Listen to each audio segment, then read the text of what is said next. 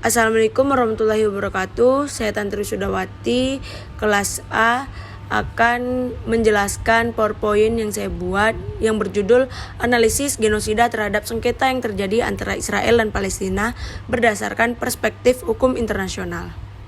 Apa itu kejahatan genosida? Sebelum kita tahu apakah peperangan yang terjadi antara Israel dan Palestina ini merupakan kejahatan genosida, maka kita harus tahu apa sih genosida itu? Kejahatan genosida mencangkup tindakan yang luas. Tidak hanya pembunuhan, tapi juga mencegah adanya keturunan seperti aborsi dan sterilisasi. Dan juga sarana yang dianggap membahayakan nyawa dan kesehatan seperti pemisahan keluarga secara paksa dengan tujuan untuk mengurangi populasi dan sebagainya. Tindakan-tindakan tersebut ditujukan terhadap suatu kelompok dan beberapa individu yang menjadi anggota dari kelompok tersebut. Genosida adalah sebuah kejahatan yang menyangkal keberadaan sekelompok manusia karena alasan ras, etnis, agama, atau bangsa. Secara etimologis, istilah genosida berasal dari bahasa Yunani, yaitu geno, yang berarti ras, dan bahasa Latin, yaitu sidium, yang berarti membunuh. Maka secara harfiah, genosida diartikan sebagai pembunuhan terhadap ras atau pemusnahan ras. Definisi genosida yang sering disebutkan sebagai kejahatan di atas kejahatan mencangkup niat untuk menargetkan dan menghancurkan kelompok orang tertentu. Faktor terjadinya genosida. Ada 3 faktor terjadinya genosida, yaitu sebagai berikut. Yang pertama yaitu faktor ras, yaitu tentang perbedaan ras oleh beberapa kelompok di dunia mengakibatkan penyebab terjadinya kejahatan genosida, seperti yang pernah terjadi di Afrika Selatan pada abad ke-17, yaitu bermula dari kasus mengenai apartheid. Peristiwa ini terjadi karena setelah kemerdekaan Afrika Selatan dari penjajah bangsa Inggris dan Belanda. Pada saat itu, terbentuk 2 kelompok yang akan menguasai Afrika Selatan. Salah satu dari partai nasionalis berhasil menguasai Afrika Selatan dengan menjalankan taktik dan strategi kekuasaan dengan menciptakan konflik apartheid. Hal ini sebagai suatu cara untuk mempererat kontrol mereka atas bentuk sistem ekonomi dan sosial. Yang kedua yaitu faktor suku. Penyebab yang dapat menimbulkan genosida selanjutnya ialah karena latar belakang suku dari suatu kelompok. Permasalahan yang timbul karena diskriminasi satu suku etnis, pelanggaran hak-hak yang dilakukan kepada kelompok minoritas. Menurut Collier, bahwasannya konflik etnis bukan hanya disebabkan karena perbedaan etnis secara umum, melainkan juga dapat disebabkan oleh masyarakat sipil di suatu tempat itu sendiri. Yang ketiga yaitu faktor agama. Faktor pemicu terjadinya genosida yang terakhir adalah latar belakang agama dari sebuah kelompok, di mana agama yang minoritas akan selalu ditindas oleh agama yang tergolong mayoritas di suatu tempat yang terdapat kekerasan manusia.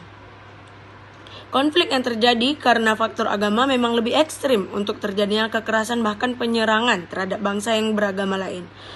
Perpecahan yang terjadi karena faktor agama akan terus berkelanjutan terjadi apabila dalam sebuah kelompok tidak mempunyai inisiatif untuk menyelesaikan masalah yang terjadi.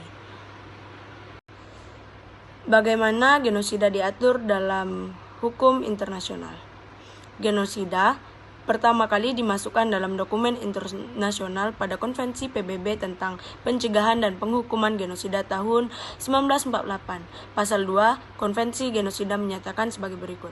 Dalam konvensi ini, genosida berarti setiap tindakan berikut yang dilakukan dengan maksud untuk menghancurkan secara keseluruhan atau sebagian suatu kelompok bangsa, etnis, ras, atau agama, seperti membunuh anggota kelompok, menyebabkan kerugian fisik atau mental yang serius terhadap anggota kelompok, dan dengan sengaja menimbulkan kondisi kehidupan kelompok yang diperkirakan akan mengakibatkan kehancuran fisik seluruhnya atau sebagian. Juga menerapkan tindakan yang dimaksudkan untuk mencegah kelahiran di dalam kelompok, serta memindahkan secara paksa anak-anak dari satu kelompok ke kelompok lain. Konvensi genosida yang menjadi dasar undang-undang genosida dan mulai berlaku pada tahun 1951 mengharuskan negara-negara pihak untuk mengakui genosida sebagai kejahatan dalam undang-undang nasional mereka dan mengadili mereka yang melakukan kejahatan tersebut. Selanjutnya kita masuk ke tindakan yang termasuk genosida. Genosida didefinisikan sebagai salah satu dari tindakan berikut yang dilakukan dengan maksud menghancurkan seluruh atau sebagian sebuah bangsa, ras, etnis, atau kelompok agama. Berikut 5 tindakannya. Yang pertama yaitu membunuh para anggota kelompok, dan yang kedua mengakibatkan luka berat secara fisik atau mental pada anggota kelompok. Yang ketiga, sengaja menimbulkan atas kelompok kondisi kehidupan yang diperhitungkan akan berakibat pada kerusakan fisik secara keseluruhan atau sebagian. Dan yang keempat, memaksakan tindakan yang ditujukan untuk mencegah kelahiran dalam kelompok. Dan yang terakhir yaitu memindahkan anak-anak secara paksa dari kelompok yang bersangkutan kepada kelompok lain. Nah, selanjutnya bagaimana cara genosida didiskusikan? Yang pertama, para ahli hukum berpendapat bahwa sebelum suatu kekerasan dianggap sebagai genosida, perlu untuk menunjukkan bahwa apa yang telah terjadi sesuai dengan apa yang dijabarkan oleh Konvensi Anti Genosida dalam PBB. Kedua, banyak ilmuwan sosial dan humaniora memiliki pandangan yang lebih luas tentang apa arti genosida dan berpendapat bahwa genosida dapat diterapkan pada berbagai kasus dan dinamika, termasuk kolonialisme dan perbudakan. Banyak juga yang mengikuti definisi Lemkin dalam menekankan bahwa genosida dapat dilakukan tidak hanya dengan membunuh, tetapi melalui serangan-serangan bercabang terhadap cara hidup politik, sosial, budaya, ekonomi, agama, moral, dan ekonomi suatu kelompok. Terakhir, dan yang paling sering terjadi, beberapa orang memiliki pandangan yang lebih konvensional yang tidak memiliki definisi yang jelas, tetapi secara umum mengasosiasikan genosida dengan upaya untuk menghancurkan sekelompok orang. Jadi, apakah peperangan yang terjadi di Israel dan Palestina termasuk ke dalam kejahatan genosida? Mari kita simak. Konflik Israel dan Palestina. Konflik Israel dan Palestina adalah salah satu konflik paling berkepanjangan dan paling kompleks di dunia modern. Ini memiliki akar sejarah yang mendalam lebih dari 1 abad dan terus memengaruhi kehidupan jutaan orang di Timur Tengah. Untuk memahami ketegangan dan kekerasan yang sedang berlangsung di wilayah ini, kita harus melihat lebih dalam kepada faktor-faktor sejarah, politik, dan budaya yang telah berkontribusi pada konflik Israel-Palestina. Pada tanggal 7 Oktober 2023, Hamas melakukan serangan mendadak yang dilakukan pada Sabtu pagi dengan beralaskan bahwa itu adalah pembalasan atas segala bentuk kekerasan dan ketidakadilan Israel terhadap warga Palestina selama bertahun-tahun. Pihak Israel lalu membalas penyerangan dengan beralaskan bahwa itu aksi balasan atas serangan Hamas. Terlepas dari alasan yang dipakai oleh kedua pihak, hal yang pasti konflik bersenjata itu telah menyebabkan ribuan nyawa hilang. Sampai hari ke-37 perang, yakni 12 November 2023, warga Palestina yang meninggal dalam konflik ini sudah melampaui 11.200 orang. Sekitar 9 kali lipat lebih banyak dari korban jiwa Israel. Di sisi lain, korban jiwa dari pihak Israel sekitar 1.247 orang. Sebelumnya, jumlah korban jiwa Israel sempat diperkirakan mencapai 1.400 orang, namun angkatan direvisi menjadi lebih rendah sejak 9 November 2023.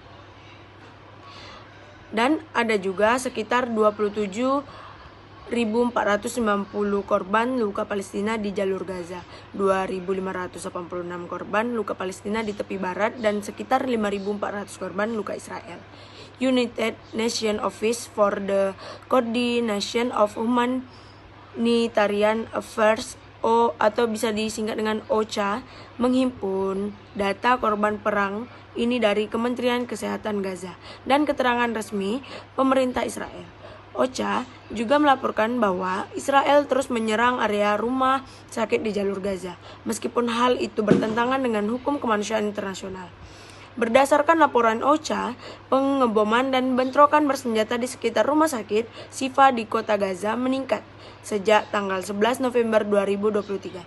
Infrastruktur penting terhadap stasiun oksigen, tangki air dan sumur, fasilitas kardiovaskular, serta bangsal bersalin rusak dan 3 perawat tewas. Pada tanggal yang sama, serangan udara dilaporkan menghancurkan klinik Swedia di Camp Asati sebelah barat kota Gaza, tempat sekitar 500 pengungsi berlindung. Jumlah korban dalam serangan ini masih belum jelas. Kemudian pada tengah malam antara tanggal 11 sampai 12 November 2023, Serangan udara lainnya menghantam rumah sakit Al-Mahdi di kota Gaza. Dilaporkan menewaskan 2 dokter dan melukai sejumlah orang. Peperangan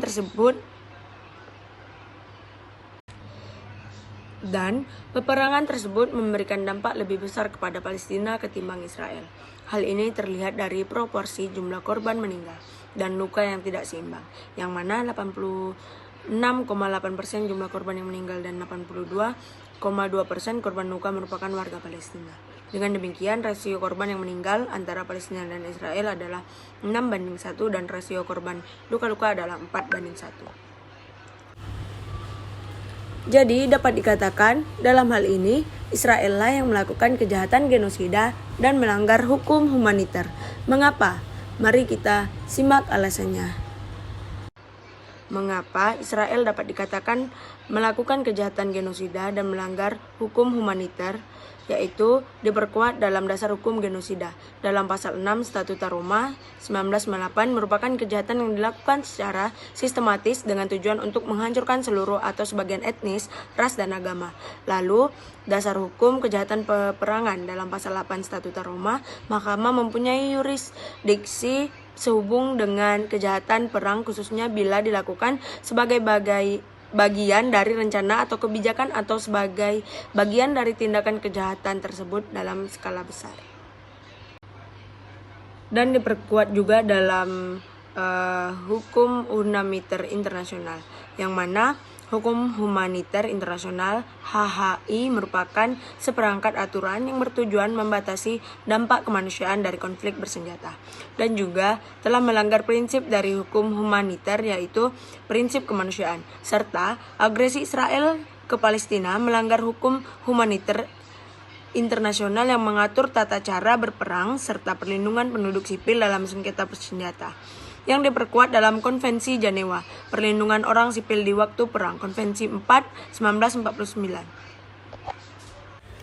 Baik, cukup sekian presentasi saya kali ini. Saya ucapkan terima kasih. Wassalamualaikum warahmatullahi wabarakatuh.